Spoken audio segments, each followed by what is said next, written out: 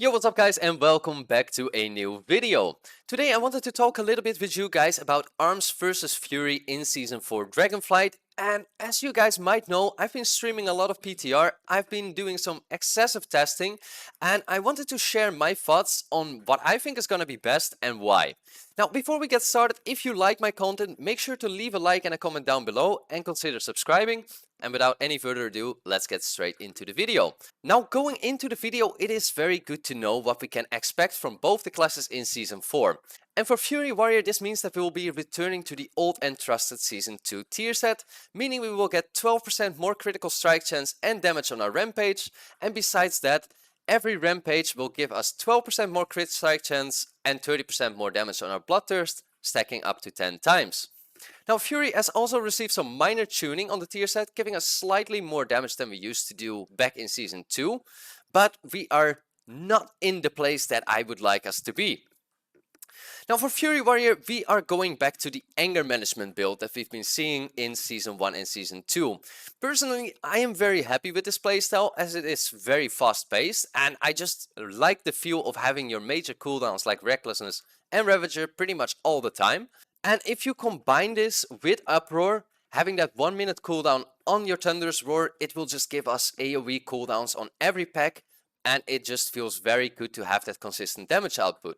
Now, however, this playstyle does come at quite a significant price compared to our Season 3 tier set. Now, as you guys know, in Season 3 we were very focused around that heavy hitting Bloodbath, giving us a lot of priority damage and single target damage at the cost of some AoE damage, but we were able to shine at least one of the two aspects. Now, whenever we take a look at the build that we currently have, you will see that our ST damage significantly plummets compared to Season 3. And this brings us in a little bit of a tough spot, since we don't really shine on either the AoE aspect or the ST aspect at the moment, and we don't really have the utility to compensate for it.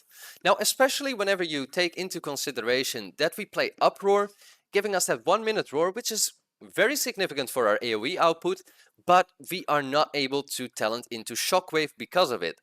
Now, you can either choose to talent out of Uproar, losing quite significant AoE damage for some extra utility, or you just take the L and don't have that extra utility, further limiting the very slim utility that we already have. Now, the other issue with Fury Warrior is that we are seeing that Vengeance Demon Hunter still remains as a very dominant tank in Season 4, meaning that we're probably gonna see pulls that far exceed that 5 target cap. Now, Fury Warrior, outside of their 5 target cap, is very limited on what they can do, and they will only be able to do so much, meaning that other classes that have more AoE potential with maybe less burst will easily overtake us, and we just lose our competitive edge. Now, if we do play around the target cap with, for example, 2 rogues, we see that we do quite well and we manage to keep up quite well, but as soon as we go over that target cap, we just lose quite significantly. Now, looking into ARMS Warrior, we see the return of the Season 1 tier set, and this tier set will give us 15% more damage on Mortal Strike and Cleave, and also giving us 10% more critical strike. Now, besides Mortal Strike, Cleave and Execute crits will increase our damage and critical strike chance by 8%. Now, besides just the tier set, we also have seen some tuning changes that have very significantly complemented our tier set. Now, the changes were 10% extra damage to Cleave, 30% more damage to Dreadnought, and also a 15% damage buff to Deep Wounds. Now, besides that, we have also seen quite a significant buff to our tier set, making us even stronger going into Season 4. Now, for ARMS Warrior, this tier set doesn't particularly force us into one specific build, but it actually gives us the option between 2 very competitive builds, and we also have some flexibility in between for some preference choices to either boost up that single target damage or the AoE damage. Now, for both builds, we have our unique pros and cons, with the double Bladestorm build being extremely good on that AoE aspect, with the Merciless Bone Grinder and the Cleave in it just gives us a load of AoE potential and just running everything down with Bladestorm. Now, the big downside to this build, however, is that our single target damage drops very significantly, making us fall behind quite a lot on that single target, but compensating for huge AoE, which is probably good in some dungeons like Academy, maybe even in Azure Vault or Brackenhide, at the expense of some single target damage. Now the other option that we have is a pretty similar build to what we've already seen in the last season, now with the only change being that we can add cleave into that. And this will still give us quite a significant AoE potential while also gaining a little bit more single target damage from those execute talents that we have built into it, and it just makes us more of a hybrid type of class. Now we are still doing very competitive AoE damage, and I would say that it's even on par or outperforming Fury in pretty much every instance. And for the single target aspect of it, we do very competitive single target damage that even outshines Fury Warrior and is also very competitive to other very high single target output classes. All in all, this is just the perfect hybrid build which you can play on either Fortified or Tyrannical weeks, and it pretty much goes for every dungeon. Now to compare Fury with Arms, I do think that Arms is quite a bit ahead of Fury Warrior at the moment, unless Fury Warrior is gonna get some significant changes going into Season 4.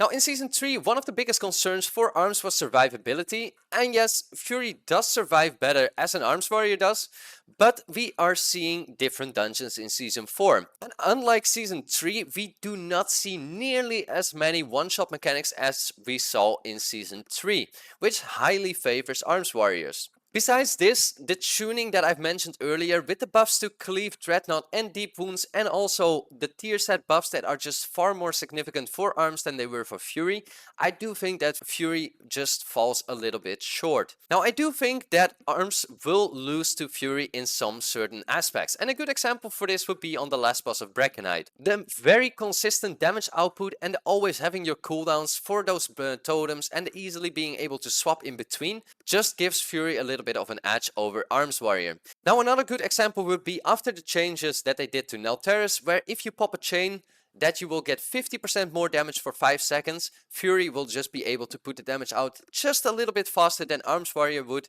so they pull a little bit ahead. However, in overall comparison, Arms just still pulls ahead in both scenarios. Now does this mean that Arms is more viable than Fury, or if Fury is not viable at all? And I would say no. Both specs are very viable if you are not aiming for the highest of keys. But if you're objectively comparing both of the specs, Arms is just pulling ahead pretty much in every instance compared to Fury Warrior right now. So unless we see some Fury Warrior changes coming into Season 4, I do think that Arms Warrior will just be ahead of Fury in pretty much every dungeon, especially with the hybrid build being ahead in both single target and AoE damage right now, and the AoE potential of the Bladestorm build is just making it very hard for Fury to compete currently. Now if you are interested in learning Fury or Arms Warrior for Season 4, I have 2 updated guides which I will link down in the description, so make sure to check those out. I'm also very curious to hear what you guys think about both Arms and Fury and which of the 2 specs you guys will play. So let me know down in the comments, leave a like and consider subscribing, and as always, hope to catch you guys in the next one.